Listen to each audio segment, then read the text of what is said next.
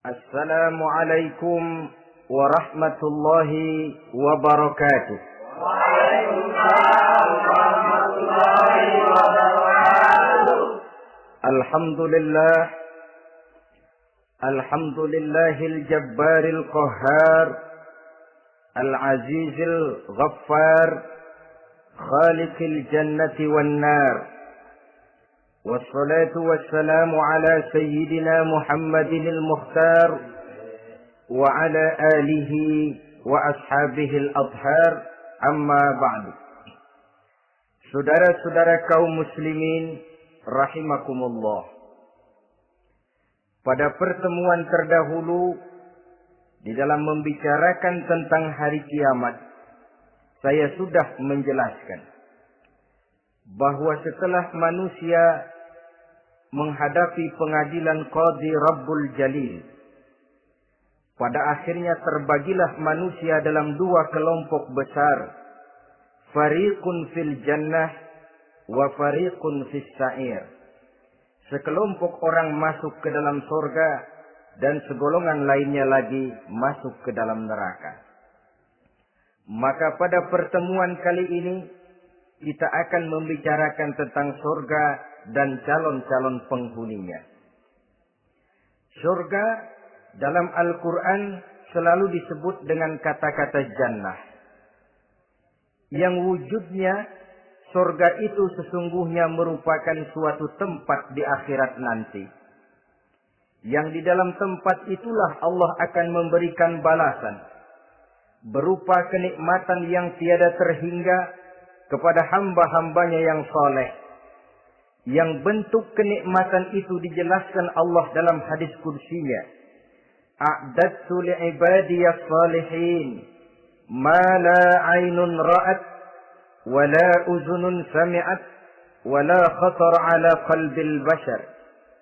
Aku sediakan buat hamba-hambaku yang saleh satu kenikmatan yang belum pernah dilihat oleh mata, belum pernah terdengar oleh telinga, dan belum pernah terdetik dalam hati manusia tentang kenikmatan yang semacam itu. Jadi kalaupun dalam banyak ayat-ayat Al-Quran Allah menggambarkan tentang surga yang di bawahnya mengalir sungai-sungai, jangan disamakan dan dibandingkan dengan sungai yang ada di dunia ini. Kalau surga bercerita tentang pohon dengan segala buah-buahnya, jangan samakan dengan pohon dan segala buah-buahan yang ada di dunia ini. Kalau surga bercerita tentang istana, tentang tempat tidur, tentang permadani dan sebagainya, seluruhnya tidak sama dan tidak bisa disamakan atau dibayangkan dengan yang kita hadapi dalam kehidupan di dunia ini. Di sanalah manusia akan menemukan kehidupan yang hakiki, yang sebenar-benarnya, yang tidak akan pernah berubah untuk selama-lamanya. Adapun kehidupan di dunia ini, boleh saja kita katakan kehidupan yang kamuflase, fata morgana, atau dalam bahasa agama sering disebut dengan kehidupan khayali. Ia berubah, ia bertukar, ia berganti oleh pergeseran masa dan pertukaran waktu. Kita jadi orang kaya di dunia, bagaimanapun kayanya kita, kekayaan itu tidak lain adalah kekayaan khayali namanya. Hari ini dia kaya, besok dia boleh jatuh bangkrut. Tengoklah orang-orang kaya di dunia ini, yang tidak cuma sekedar memperkaya diri untuk dirinya sendiri saja, tapi kadang-kadang sudah mempersiapkan untuk anak-anaknya, untuk cucu-cucunya, untuk iparnya, untuk besannya, pendeknya untuk seluruh keluarganya. Tidak cukup harta cuma untuk 1, 2, 3, bahkan sampai 7 keturunan. Tidak cukup dengan uang miliaran, malah triliunan. Tidak cukup dengan punya tanah yang luas, malah gunung dibeli, laut dibeli, langit pun kalau dijual mau dibeli.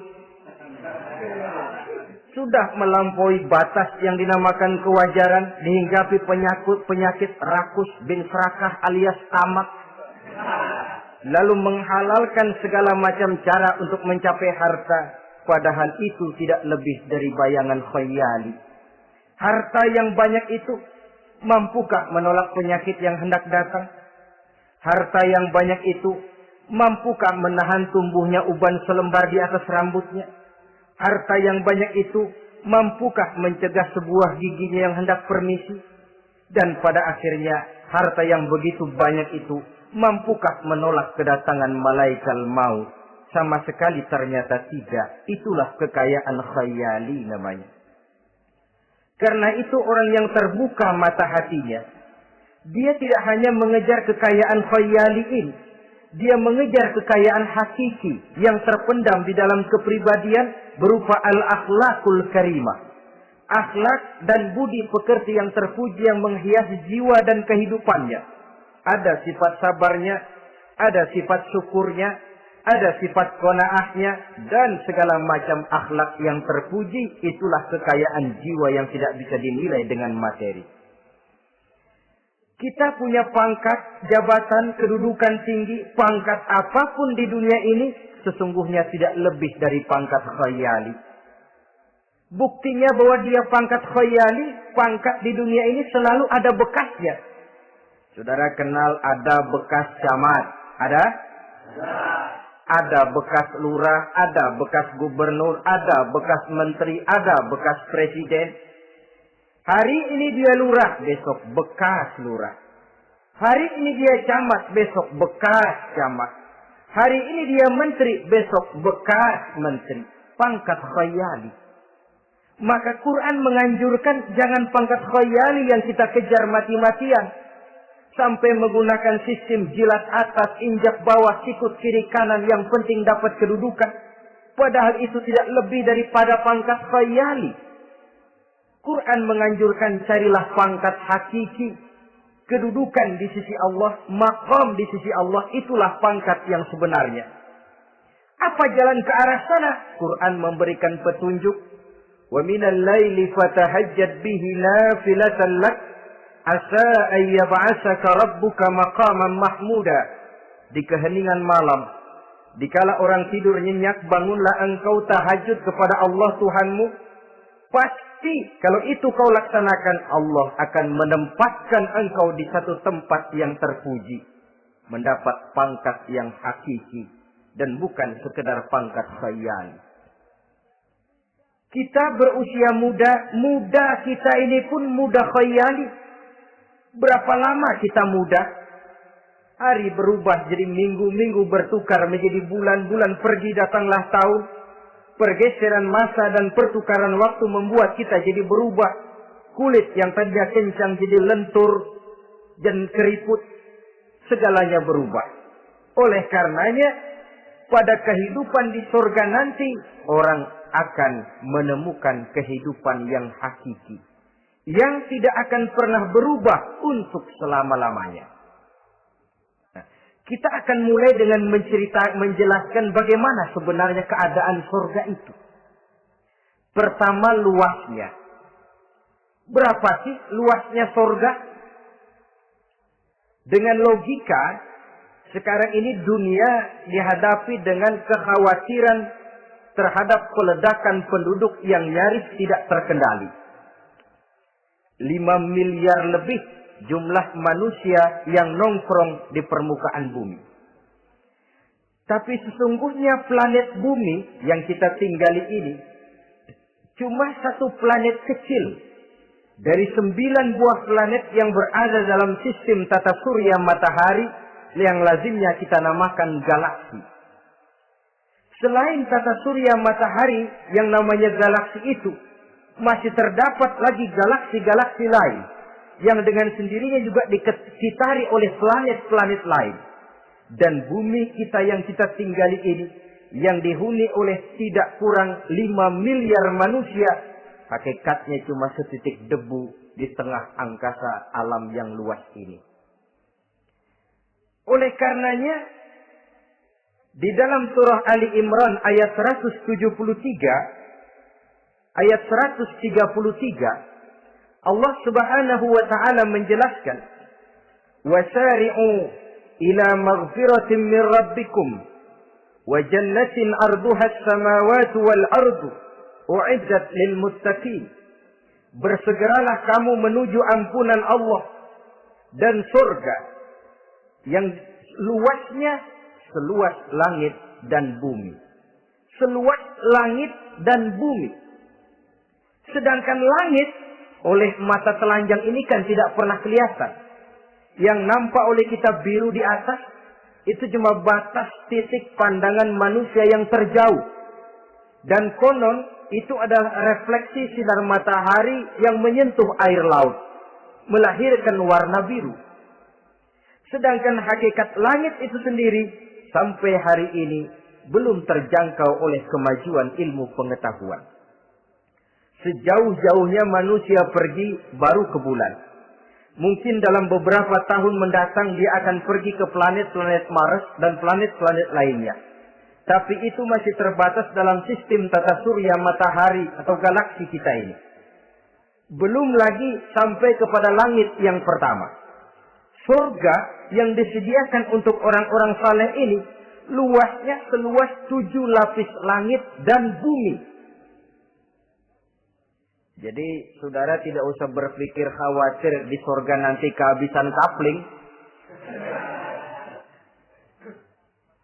Di dunia ini saja masalah tempat tinggal sekarang ini jadi masalah pelik karena memang peledakan penduduk seiring dengan perkembangan tentang lapangan kerja yang harus disiapkan, sekolah yang mesti disediakan, sarana pendidikan yang harus disiapkan, rumah sakit untuk menjaga kesehatan, dan kompleks betul masalahnya. Tetapi di surga nanti, arduhas samawati wal ard, luasnya seluas 7 lapis langit dan bumi. Satu keluasan yang hanya Allah saja yang maha tahu tentang batas-batasnya. Itu tentang luasnya surga. Lalu bagaimana keadaan di surga? Apakah ada bangunan-bangunan, taman-taman, kebun-kebun? Tentu ada. Di surga ada kebun yang tanamannya berupa tumbuh-tumbuhan dan menghasilkan buah-buahan yang buah-buahannya pun boleh dimakan oleh manusia. Karena tidak akan pernah ada larangan lagi dalam kehidupan di sana. Dalam surah Ar-Rahman ayat 54 misalnya, kita dapati penjelasan dari Allah Subhanahu wa taala. Wajanal jannataini dan. Begitu juga dalam surah Waqiah ayat 32 dan 33. Allah menjelaskan wa fakihatin katsiratin la maqtu'atin wa la mamnu'ah. Dan di dalam surga itu terdapat buah-buahan yang sangat banyak sekali. Yang tidak pernah putus-putusnya. Wala mamnu'ah. Dan tidak dilarang untuk mengambilnya. Yang dimaksud la maqtu'ah tidak terputus artinya. Buah-buahan di surga itu begitu kita petik keluar lagi gantinya. Dipetik lagi keluar lagi gantinya. La maqtu'ah. Tidak pernah putus. Lain kan pohon di dunia ini. Ini hari kita petik keluar lagi kapan? Musim tahun depan. Nungguin kita. La maqtu'ah. Tidak pernah terputus buah-buahan itu. Wala mamnu'ah. Dan tidak terlarang untuk memetiknya. Adakah pohon pisang? Pohon pisang ada. Anggur? Anggur banyak. Delima pun ada.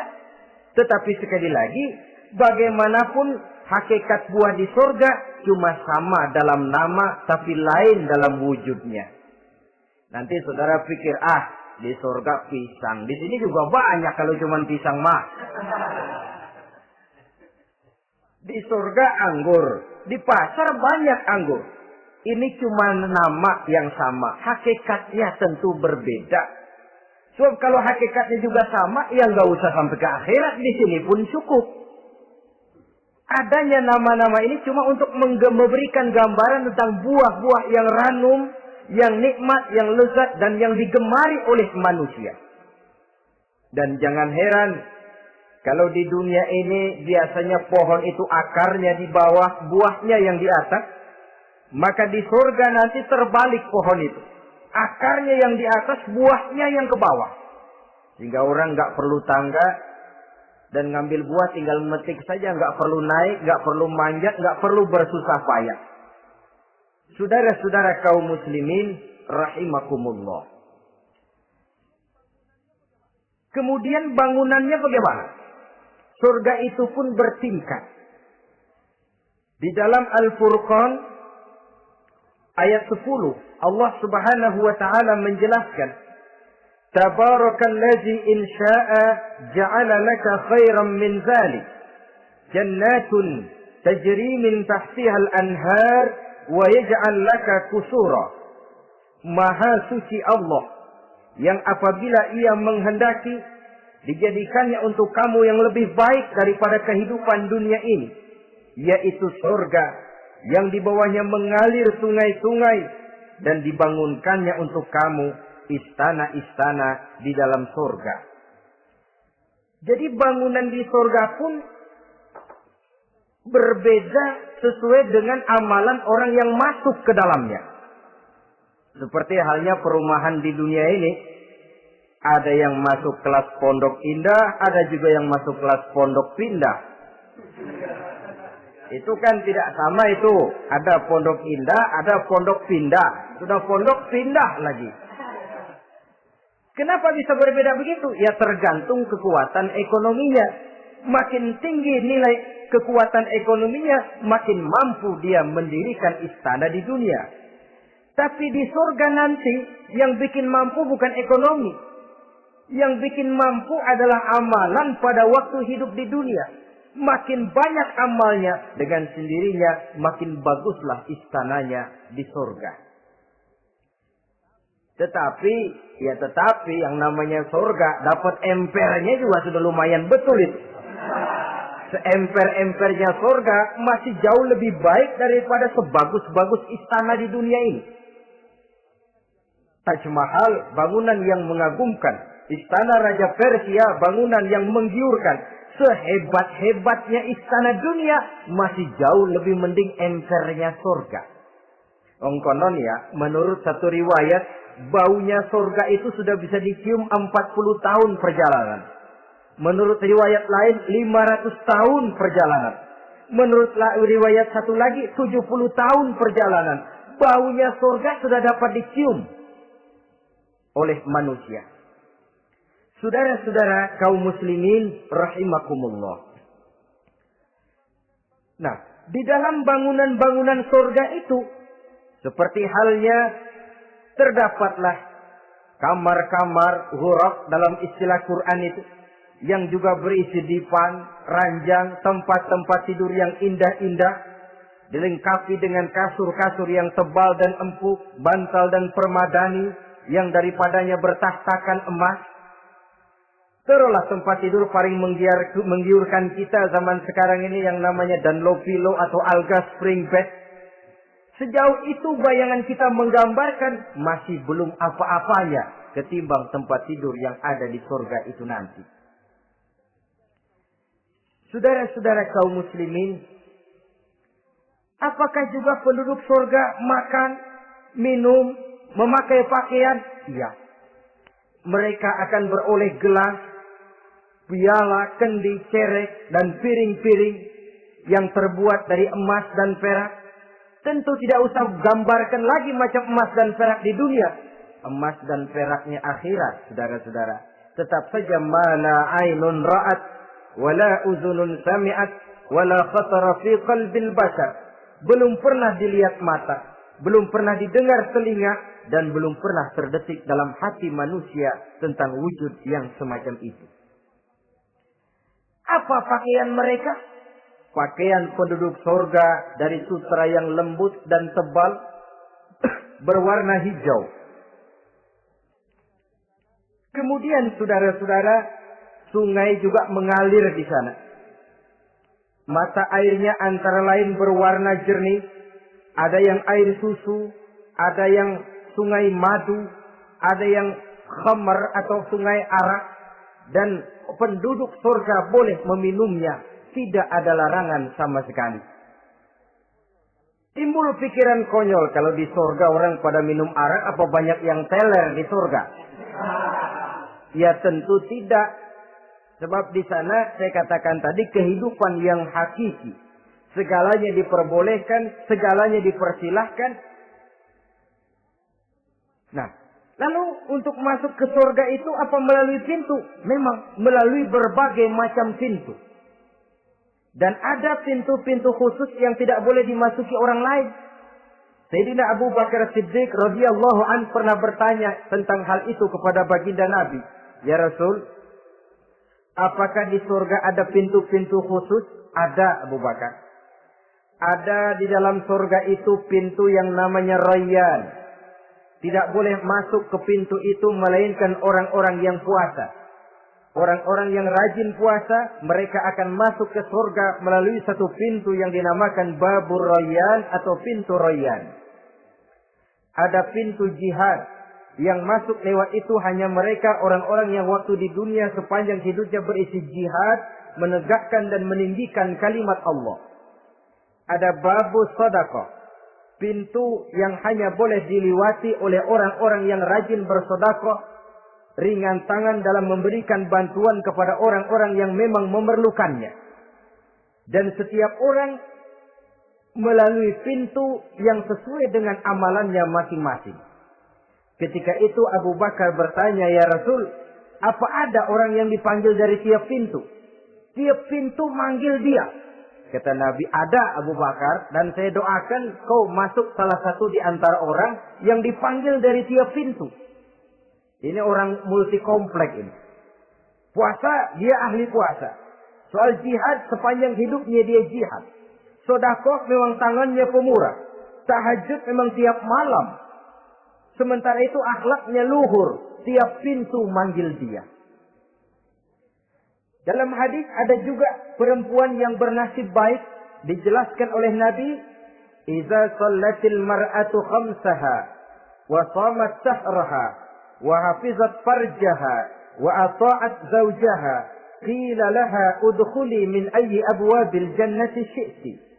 Apabila seorang perempuan, dia kerjakan sholat yang 5 waktu, dia puasa di bulan Ramadan, dia jaga kehormatan dirinya, kemudian dia taat kepada suaminya, di akhirat nanti dikatakan kepada perempuan tadi, wahai perempuan, udkhuli min ayyi abwabil jannati syi'ti. Masuklah kamu ke dalam surga dari pintu mana saja yang kamu mau. Disuruh pilih, saudara-saudara.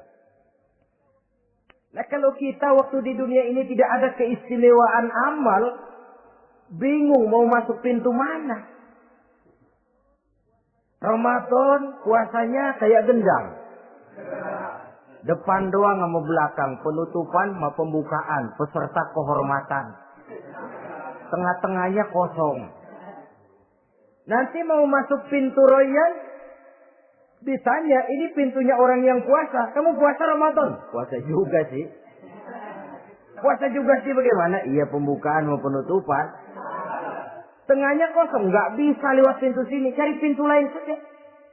Mau masuk kita lewat pintu jihad.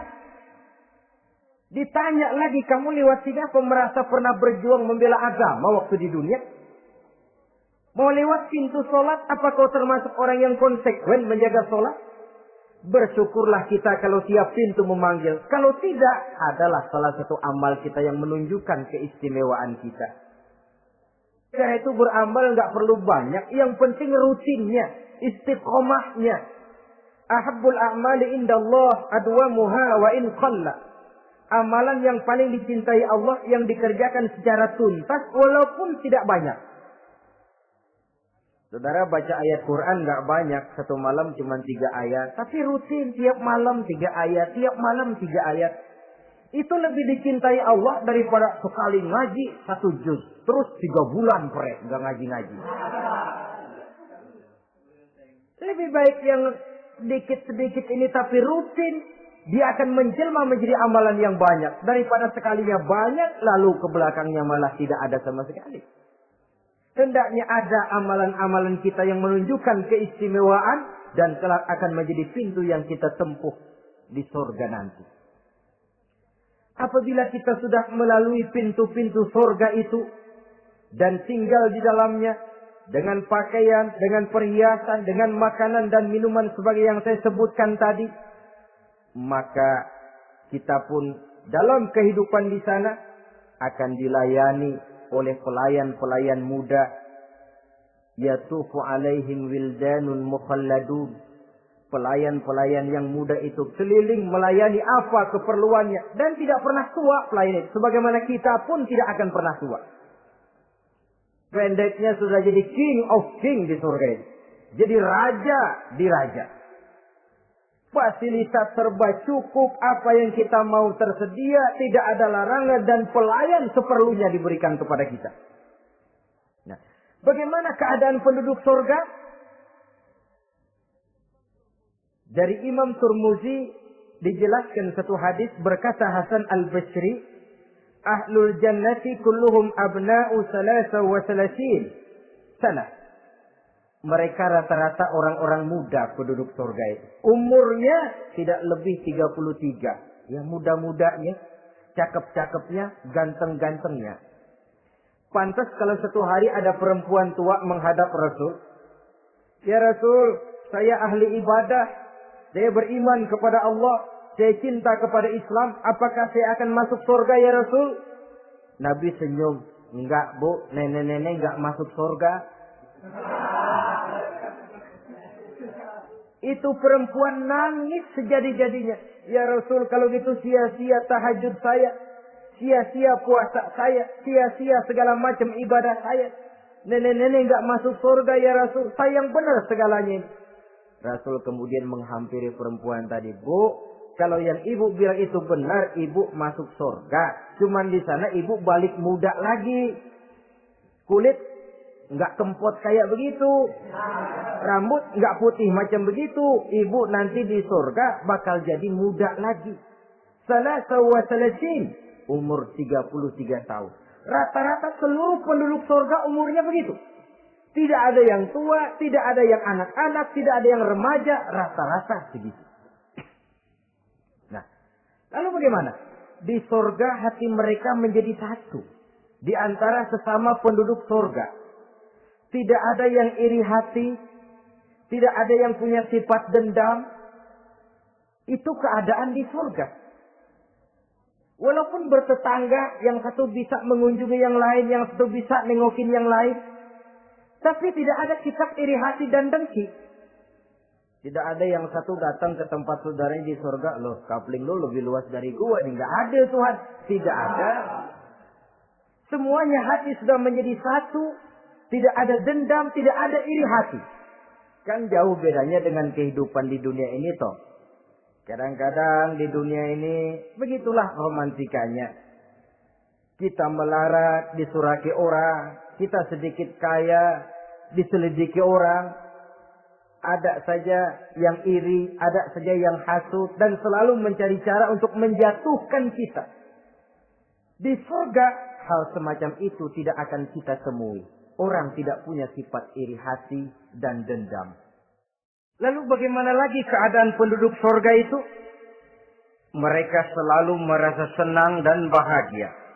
Tiap hari, tiap saat yang dirasakan cuma itu saja.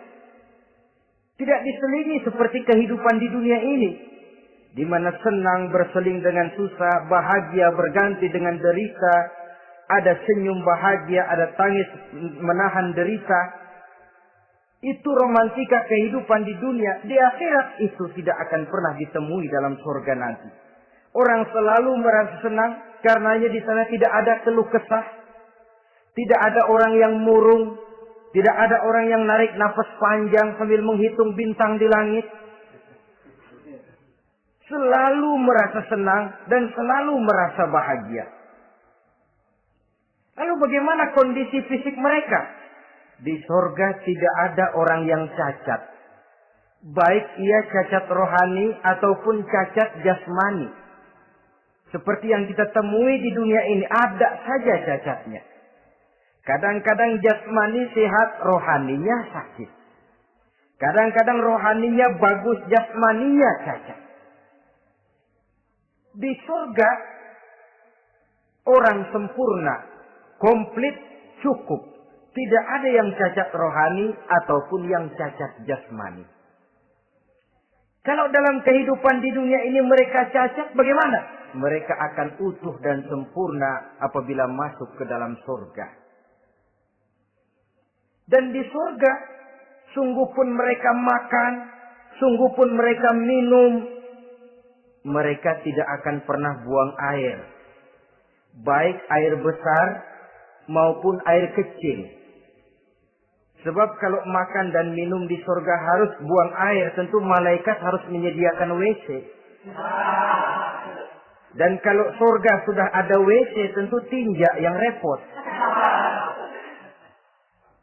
Saudara-saudara kaum muslimin, tidak buang air, juga tidak buang angin. Dan tidak sakit. Tidak terkena penyakit. Penyakit apapun namanya, sudah di surga itu daerah bebas penyakit. Jadi barangkali kalau keluar ke halaman surga nggak pakai baju masuk angin, tidak. Sebab di sana repot nyari duit kerokan. Segalanya sempurna, segalanya cukup.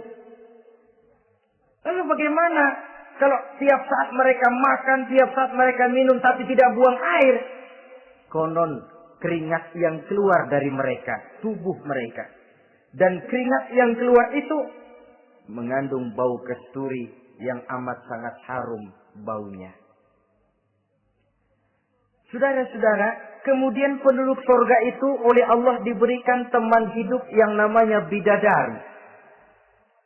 Makhluk Allah yang teramat sangat cantiknya, yang tidak bisa kita bayangkan macam apa cantiknya. Barangkali kalau kita menonton film, kita kagum dengan bintang-bintang film kenamaan yang cantiknya selangit. Itu mah belum ada seujung kukunya dari para bidadari. Mereka dalam Quran disebut azwajun mutahharah, istri yang disucikan. Apa pengertian suci di sini? Belum pernah tersentuh sebelumnya, baik oleh manusia, baik oleh jin, baik oleh malaikat sekalipun. Jadi memang orisinil, build up dari sononya belum kepake. Khusus untuk manusia yang masuk surga. Belum pernah kepegang sama manusia. Jangankan manusia, jin dan malaikat saja belum pernah megang.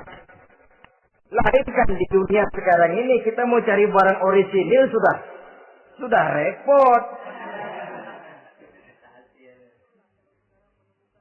Ya mujurlah kalau saudara menemukan seorang gadis yang orisinil paten, masih build up, barangkali mujur. Tapi umumnya terutama di kota-kota besar, ya sudah kita dapat second hand juga masih lumayan. Kalau tidak rongsok-rongsok bener mah. Ini kadang-kadang sudahlah second hand, kondisinya juga 30%. Udah mesti nyervis melulu kita. Saudara-saudara, azwajun mutahharah belum pernah tersentuh oleh siapapun. Lalu makna tahara ini, mereka selalu suci. Tidak pernah baik menstruasi atau mencret. Tidak pernah. Nah, kalau perempuan kita, istri-istri kita di dunia ini kan 1 minggu dalam sebulan terkena dapat fasilitas dia untuk tidak sholat, untuk tidak ibadah, masa haid itu. Perempuan di surga yang namanya bidadari tidak akan pernah mengalami haid. Lalu apalagi keistimewaannya? Selalu perawan. Tidak pernah janda. Walaupun tiap hari dipakai, habis dipakai perawan lagi. Saudara-saudara yang saya hormati, itu diperuntukkan untuk penduduk-penduduk surga. Nah itu laki-laki itu. Iya, kalau perempuan bagaimana? Satu riwayat menjelaskan mereka akan menjadi ratu di surga. dengan segala kenikmatan yang juga tidak pernah mereka bayangkan sebelumnya. Riwayat lain menjelaskan bahwa mereka juga akan berkumpul dengan suami, istri, dan anak-anaknya jikalau mereka memang orang-orang soleh. Ada juga riwayat lemah menjelaskan bahwa mereka akan mendapat bidadara istilahnya. Saudara-saudara kaum muslimin rahimakumullah. Pendeknya, surga dan seluruh kenikmatan yang ada di dalamnya tidak pernah mata melihat, belum pernah telinga mendengar, belum pernah terdetik dalam hati manusia. Oh, di surga begini kali ya. Berbeda dengan itu. Oh, bidadari begini kali ya. Kalau masih begini kali ya, masih bisa dibayangin. Ini sudah nggak bisa dibayangin. Jadi nggak usah begini ya begitu ya. Saudara-saudara, apabila orang sudah masuk ke dalam surga, bertemu dengan sesama teman waktu di dunia, surah At-Tur menjelaskan ayat 25-26, wa aqbala ba'dhum 'ala ba'di yatasaalun qalu inna kunna qablu fi ahlina musyrikin famanna Allahu 'alaina wa waqana 'adzabas samum. Apabila mereka telah masuk ke dalam surga, sebagian yang lain berkunjung kepada sebagian yang lain. Cara kita belah sono, ini teman kita dulu waktu dunia, yuk samperin yuk. Ba'duhum ala ba'di yatasaalun, saling tanya menanya. Kalau istilah kita, sampai juga kemari? Iya. Saya waktu di dunia dulu sebenarnya sudah khawatir takut mendapat azabnya Allah. Tapi Allah memberikan karunia kepada saya diselamatkan dari azab, dari mara bahaya neraka, sampailah saya ke dalam surga ini. Alhamdulillah. Bagaimana kabarnya ente? Alhamdulillah saya juga sampai ke surga ini. Si fulan bagaimana? Nyangkut kali dia mah di neraka. Yatasaalun, saling tanya menanya hal ihwal dan keadaan mereka. Tapi satu hal yang jelas, saudara-saudara, di surga nanti itu tidak ada perkataan yang sia-sia, tidak ada ucapan kotor, tidak ada omongan keji, dan tidak ada omongan kosong. Tidak ada omongan yang sia-sia, ucapan-ucapan yang kotor, mencaci maki, itu tidak ada. Karena sifat marah pun tidak ada dalam surga. Kalau di sini kadang-kadang sedikit marah sudah semrawut, kata-kata kita sudah out of control. Di sana tidak ada kata-kata kosong yang tidak ada manfaat dan tidak ada gunanya. Saudara-saudara kaum muslimin rahimakumullah. Kemudian yang terakhir, kita akan membicarakan apa saja nama-nama surga itu dan siapa calon orang-orang yang masuk ke dalamnya. Pertama, yang dinamakan Jannatul Firdaus atau surga Firdaus. Surga Firdaus ini oleh Allah Subhanahu wa taala disediakan untuk orang yang dijelaskan dalam surah Al-Mu'minun ayat 1 sampai dengan 11. Qad aflahal mu'minun. Beruntunglah orang-orang yang beriman. Jadi kalau saudara ingin dapat kapling di tempat yang namanya Firdaus, itu boleh pesan mulai sekarang. Nafas masih ada, Allah masih memberikan kesempatan untuk hidup, pesan tempat dari sekarang. Apa harga karcisnya? Pertama, qad aflahal mu'minun, harus beriman. Ini syarat mutlak. Tidak beriman, gak usah minta karcis.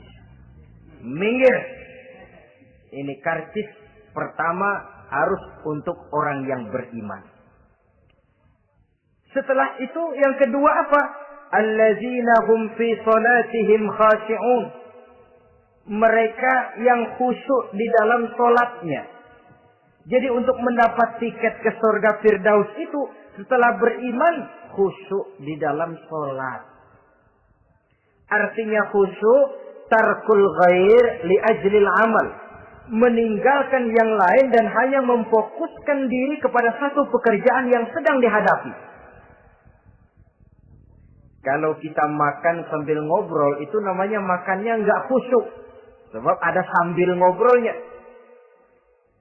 Nah, sholat yang khusyuk, sholat yang di dalamnya tidak berisi yang lain kecuali sholat itu. Meninggalkan yang lain dan hanya memfokuskan diri saja untuk melaksanakan suatu amalan. Dan sholat khusyuk itu berat. Kadang-kadang waktu mau sholat kita nggak ingat apa-apa. Begitu sudah masuk takbir yang kita lupa malah kita ingat. Itu kurang ajarnya iblis. Mau sholat nyari dompet nggak ketemu, begitu takbir. Aduh, dompet di atas meja. Ini kalau sembahyang lama-lama digerataki orang nanti nih. Mulai kocar-kacir sholat kita. Makanya kata Imam Nawawi, sudah dinamakan khusyuk untuk tingkatan orang awam.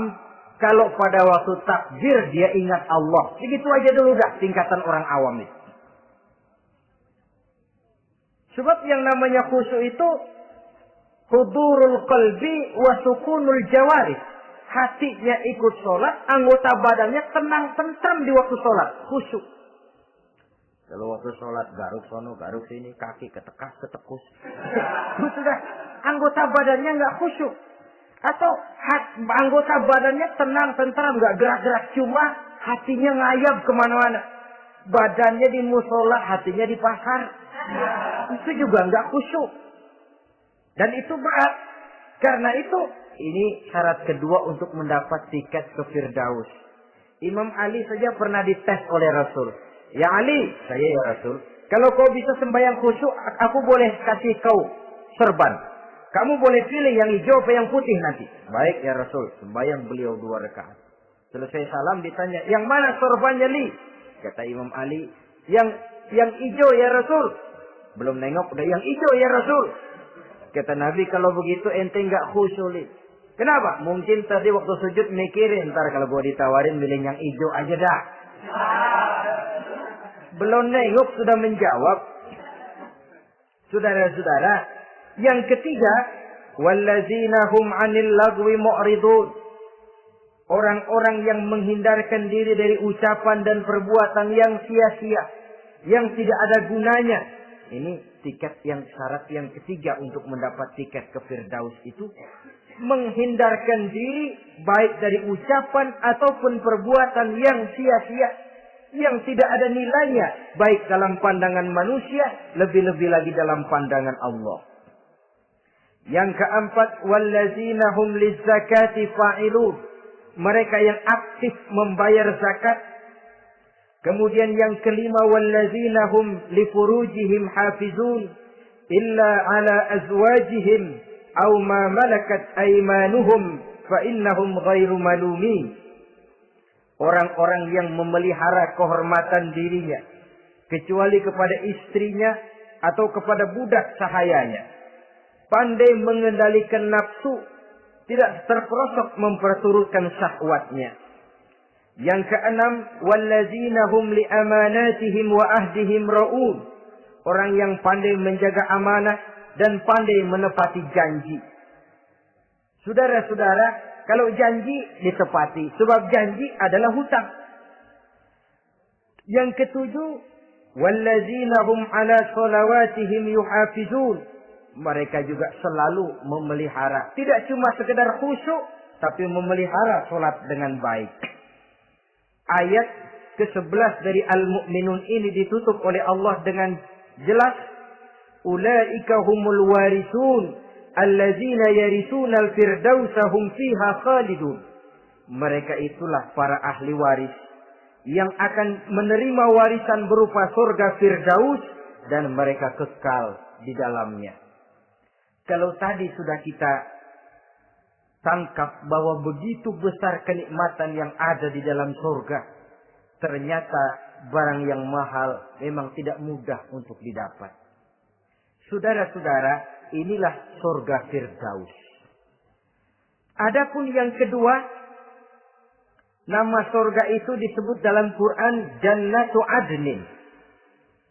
Surga Aden. Untuk siapa mereka?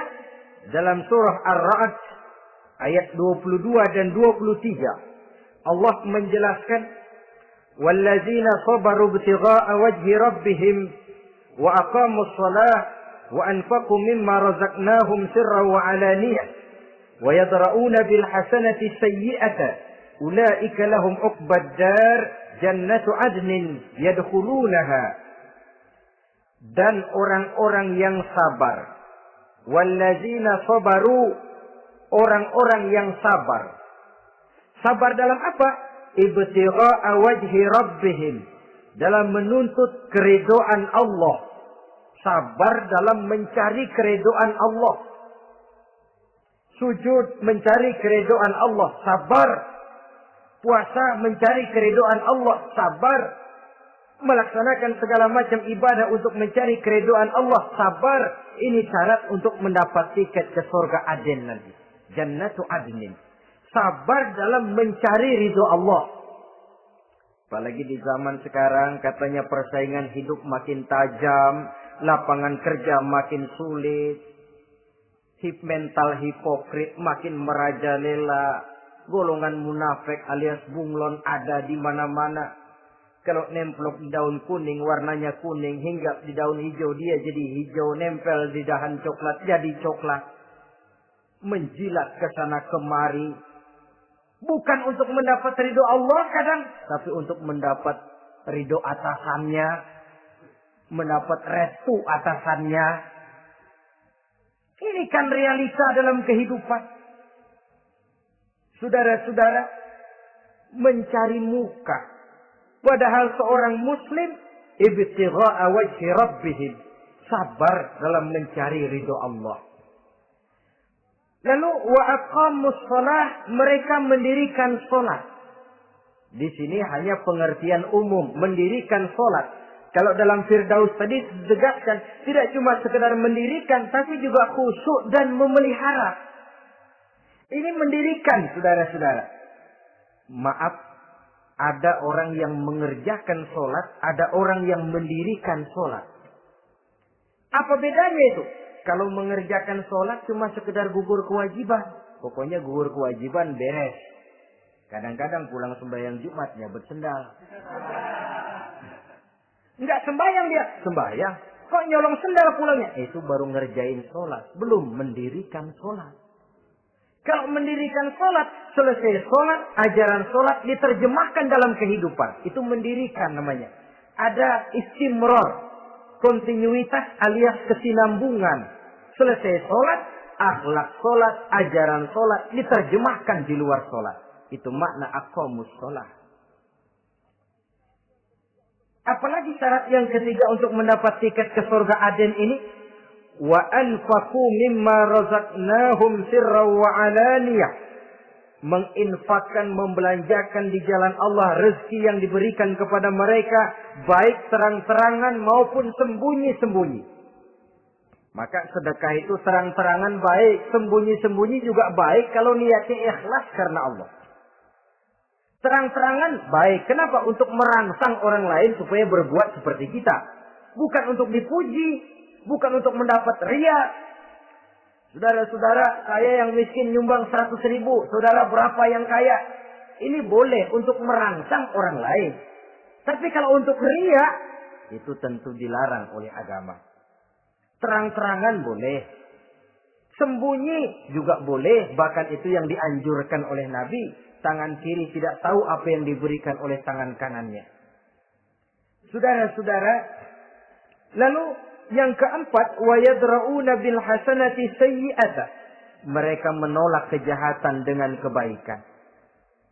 Dia hanya tidak berteriak-teriak tentang kemiskinan, tapi melakukan usaha bagaimana mengatasi kemiskinan. Dia tidak hanya berteriak dengan mengemukakan berbagai macam kemunkaran, tapi mengimbanginya dengan menanamkan segala macam kebajikan. Seperti sekarang ini tuh. Air saja kalau cuma dibendung tapi tidak disalurkan kan ngebludak, jebol bendungan. Kita cuma teriak anak-anak muda dihantam oleh kebudayaan barat yang merusak moral. Tapi mana kebudayaan Islam kita?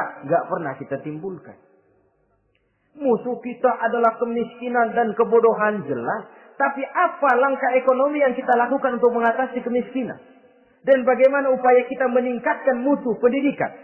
Kadang-kadang yang mutunya baik, mahalnya nggak kejangkau oleh lapisan rakyat yang di bawah, menengah ke bawah ini. Itu yang jadi problem. Orang yang mendapat tiket ke surga Adnan ini, mereka menolak kejahatan dengan mengimbanginya, melakukan kebajikan. Tidak cuma teori, tidak cuma propaganda, tapi ada langkah konkret. Bahwa untuk membentengi kemaksiatan harus diperbanyak munkar. Untuk mengimbangi segala macam perbuatan durjana harus dikembangkan majelis taklim pesantren, menghidupkan akhlak Islamiyah dalam kehidupan sehari-hari. Wa yadra'una bil hasanati sayyi'ah. Orang semacam itulah yang akan mendapat tiket ke surga Aden atau Jannatu Adnin nanti. 2. Adapun surga yang ketiga dinamakan Jannatun Naim. Surga Naim. Naim mengandung arti penuh kenikmatan. Tiketnya sederhana saja. Al-Qalam ayat 34. Inna lil muttaqina inda rabbihim jannatu na'im. Sesungguhnya bagi orang-orang yang bertakwa kepada Allah, mereka akan mendapat balasan berupa jannatun na'im. Surga Naim namanya. Jadi tidak banyak untuk mendapatkan surga Naim ini, cuma takwa. Cuman takwa yang jadi banyak. Apa itu takwa? Sekarang ini kan takwa jadi lalap. Dan orang sering menggunakan istilah agama di zaman sekarang ini untuk maksud yang tidak sama dengan maksud agama. Padahal takwa ini jelas. Sebelum Islam datang ke Indonesia, kita orang Indonesia tidak kenal kata-kata takwa. Maka kalau harus menggunakan kata takwa, pengertiannya harus dikembalikan kepada pengertian Islam. Ini sih enggak. Orang yang mana aja kalau dilantik bertakwa kepada Tuhan yang Maha Esa, bertakwa, sampai membleh tuh beda. Bertakwa. Tapi kalau sudah megang jabatan, kadang-kadang takwa ngalor dia ngidul. Tidak relevan lagi. Lalu apa sih yang namanya takwa itu? Sederhana saja. Imtisalul awamir wajtinabun nawahi. Itulah takwa. Melaksanakan segala yang diperintah, menjauhi yang dilarang. Itu takwa. Menjalankan perintah dengan meninggalkan larangan, apa bedanya? Kalau melaksanakan perintah boleh sesuai dengan kemampuan. Tapi menjauhi larangan mutlak. Laksanakan perintah Allah sesuai dengan kemampuanmu. Tapi tinggalkan larangan Allah mutlak. Mampu tidak mampu, tinggalkan. Enak kalau ada perintah, jauhi larangan Allah semampu kamu. Ya enak, tinggal kita milih. Saya belum mampu ninggal teler itu. Lezat itu, belum mampu. Yang boleh semampu kita melaksanakan perintah. Sholat semampu kita. Asal jangan mampu lalu pura-pura tidak mampu. Puasa semampu kita. Jihad semampu kita. Tapi kalau sudah meninggalkan larangan mutlak. Mampu tidak mampu harus ditinggalkan. Jadi kelihatannya sederhana takwa ini. Tapi masalahnya rumit. Melaksanakan yang diperintah. Menjauhi yang dilarang. Dan itu tiket untuk mendapatkan surga Naim atau Jannatun Naim. Yang keempat, saudara-saudara, di antara nama surga itu ada yang disebut surga ma'wa atau Jannatul Ma'wa. Apa tiket untuk sampai ke sana? Surah An-Nazi'at ayat 40 dan 41. Wa amma man khafa maqama rabbih wa naha an-nafsa 'anil hawa fa innal jannata hiyal ma'wa. Sesungguhnya orang-orang yang takut kepada larangan Tuhannya, wa nahan nafsa 'anil hawa, dan sanggup mengendalikan nafsu, sanggup mengendalikan diri dari memperturutkan hawa nafsu, fa innal jannata hiyal ma'wa, surga ma'walah tempat tinggalnya nanti. Jadi tiket ke Jannatul Ma'wa ini pertama khafa maqama rabbih, takut kepada batas-batas yang telah ditentukan oleh Tuhannya. Ini batasnya, kamu jangan nyebrang ke sini. Ini batas yang halal, ini yang haram, ini yang hak, ini yang batil, ini yang ma'ruf, ini yang munkar. Orang yang ingin mendapat tiket ke ma'wa, dia takut batas-batas itu. Lalu sanggup mengendalikan diri, tidak sampai memperturutkan hawa nafsunya. Itu tiket ke surga ma'wa. Yang kelima dinamakan surga Darussalam atau Jannah Darussalam. Dijelaskan dalam Al-An'am ayat 126 dan 127. Wa hadza siratu rabbika mustaqima wa qad fassalna al-ayati liqaumin yatadhakkarun lahum darussalam inda rabbihim wa huwa waliyuhum bima kanu ya'malun. Inilah jalan Tuhanmu yang lurus. Telah kami pisahkan ayat-ayat kami bagi kaum yang mau berpikir. Jadi kelihatan di sini untuk mendapat tiket ke Darussalam, istiqomah mengikuti jalan lurus, istiqomah berpegang kepada Islam, dan pandai membedakan apa yang memang oleh Allah sudah dibedakan antara yang hak dan batil, antara yang benar dan salah, dan selalu ingat kepada ayat-ayat Allah. Itu surga Darussalam. Yang keenam dinamakan Darul Muqamah. Siapa penghuninya? Surah Fatir ayat 34-35. Wa qalu alhamdulillahillazi azhaba 'anna al-hazan. Inna rabbana laghafurun syakur. Allazi ahallana darul muqamah min fadlihi. La yamassuna fiha nasabun wa la yamassuna fiha lughub. Yaitu orang-orang yang senantiasa bertahmid, memuji kebesaran Allah Subhanahu wa ta'ala. Mereka akan mendapatkan Darul Muqamah. Yang ketujuh dinamakan surga Maqamul Amin. Ini pun disediakan untuk orang yang bertakwa. Seperti dalam Ad-Dukhan ayat 51. Innal muttaqina fi maqamin amin. Dan yang terakhir yang kedelapan adalah surga khuldi atau Jannatul Khuldi. Dalam surah Al-Furqan ayat 15 dijelaskan, "Qul adzalika khairun am jannatul khuldi allati wu'ida al-muttaqun kanat lahum jazaa'an wa masira." Saudara-saudara kaum muslimin rahimakumullah. Oleh terbatasnya waktu, inilah sekelumit tentang surga dan calon-calon penghuninya. Mudah-mudahan dijadikan kita oleh Allah termasuk salah seorang di antara calon-calon yang kelak akan menjadi penghuni surga, mendapat kenikmatan yang kekal dan abadi di dalamnya. Amin ya rabbal alamin. Terima kasih atas segala perhatian. Mohon maaf atas segala kekurangan. Usikum wa nafsi bitaqwallah. Wassalamualaikum warahmatullahi wabarakatuh.